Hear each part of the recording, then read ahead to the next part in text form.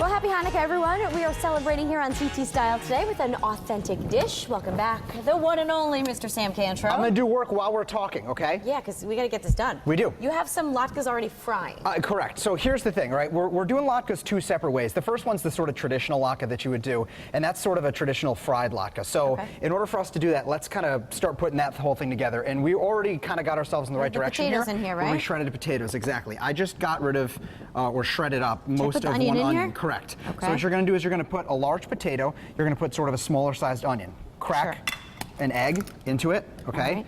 Then you can mix that right around, perfecto. Then what you're going to do is you're going to do some salt. You're going to do some pepper. Now here's the punchline with this, okay? Yep. You never know how much salt you need to add with the potatoes. So there is a trick to do this to make it so that you know that it's got the right amount of salt in it. I think that's one of the problems people have. One of the latke epidemic issues is that they typically— Is there such a thing? There is in my book. That they don't put enough salt into it, and I think that sometimes that can make it taste a little bit funky, not so great. All right, so how do you do it? What you do is put the whole recipe together, put how much salt you think that you're going to need for that recipe. Usually it's going to be more than what you think you actually need. And then afterwards, take one, stick it into a pan, fry one little one really fast, pop it out, just give it a little taste, okay?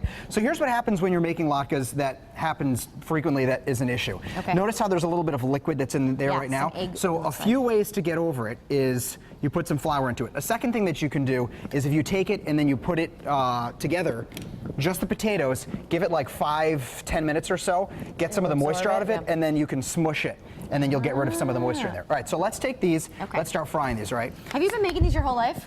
Honestly, I feel like I have, and they're really so easy. People, I think, can be a little bit afraid of doing things. I mean, it can splatter a little bit. You know, they're fried stuff like, you know, it's not the healthiest thing that you could make. But you can also bake them. But you can bake them, okay? And the second recipe is going to be one that we're going to bake. But I will tell you, due to the magic of television, I did fry those. You can bake them or fry them, okay? So this first recipe, it's really only a couple of minutes or so. You take them, you flip them over, all right? Here's a second recipe, all right? Sure. Second recipe is going to involve zucchini. It involves some cheddar cheese. It involves some dill and some potatoes. So here's what we're going to do with that one. You've already mixed it here. Correct. Okay. Well, just because it takes a little bit of time, and you can see a little bit of liquid that's in the bottom of this. So what you're going to take is you're going to take one large potato. You're going to take a four-sided grater still? Yep, grater, and you literally just take it and you shred it in. It's not very time-consuming to do this. I know it takes a couple minutes. It's a little bit of a nuisance. It can be a little bit annoying. Again, this is the same thing where you're going to want to take it and let it sort of do its thing for 5 or 10 minutes. Then after that, you're going to add the onion in. Okay, one small onion. All right, and then you start to add the stuff that's going to make it taste better. The onion obviously is going to make it taste better. You do some salt, okay? A little bit more than you normally would. A little bit more than you normally would. A little bit of pepper goes a long way. And with these, you don't want to do too much pepper because when you do that and you fry them, they can taste a little bit bitter and a little bit spicy almost, which is not a good taste. Garlic powder is another thing that you do. I know you're supposed to put like a teaspoon or so in, but I usually just like kind of just keep going, do my thing. I'm telling you, the potato eats up a lot of flavor. Do you know the history behind these? Yeah, so the history behind Hanukkah and the reason why we eat a lot of fried food is because a long, long time ago, this is thousands of years ago, they used to light essentially a candelabra, and the Romans came in, knocked over all of the oil that they had to light it, and it was always a light that stayed lit. And what happened was there was a miracle that happened where they only had 1 day's worth of oil, put it into the candelabra, and it ended up staying lit for 8 days. So that's where they call it the miracle of Hanukkah, which is why we have an excuse to be able to eat all the fried foods that we eat. And celebrate for 8 days. And we celebrate for 8 days, yeah. So, I mean, on Christmas, it's, you know, the holiday is sort of 1 day, but on Hanukkah, the holiday is 8 days long, so you get 8 gifts. And the whole gift thing, by the way, it's a little bit, it was a little bit Christmasized, I guess, is probably the best way to put it, because you know, for Christmas, kids used to get gifts. For Hanukkah, you would get what's called gelt, which are little chocolate coins, and then it sort of evolved into getting gifts for 8 nights, which, to be honest, I don't have a problem with that. Do you have a favorite Hanukkah gift that you got as a kid? You know what's really funny? When I was a little kid, I was really, really upset because my mom got me a George Foreman grill one time, and my sister and I cried for so long about it.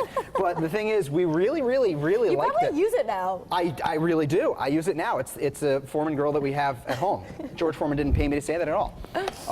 So yeah, that's one of the best gifts that I think I've gotten. You know, because it's 8 nights, you get a lot of little gifts. Sure. All right, so With this one right here, what we're going to do is we're going to take a baking sheet, all right? Okay. And Sam, you're going to have to do the expedited version here. Yeah. All right, expedited version. You take it, you put it into a baking sheet. You're going to put them on there together, okay?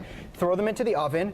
Boom, it's in the oven. It comes out, magic of television. Yeah. And here's what we'll do. Let's plate it up real quick. What do we got, like 30 seconds or so? About 20 now, Sam. All right, 20 seconds. Here we go. You're serving with sour cream or Correct, exactly. applesauce, right? Yes. So we'll take the two different types of latkes. We'll do that. I'm making you try these, by the way. I can't wait. Tabletop's clean. Don't worry. All right. So this is the zucchini one. Sour cream on top. Sour cream on top. Applesauce. Delicious. That's delicious. good. I'm taking this one. Take it. All right, we got to go, Sam. Thank you so much for You're welcome. cooking with Happy us. Hanukkah. Happy Fifth Hanukkah. night, by the way. Does it need more salt? No, these are good. Good. Right? Man.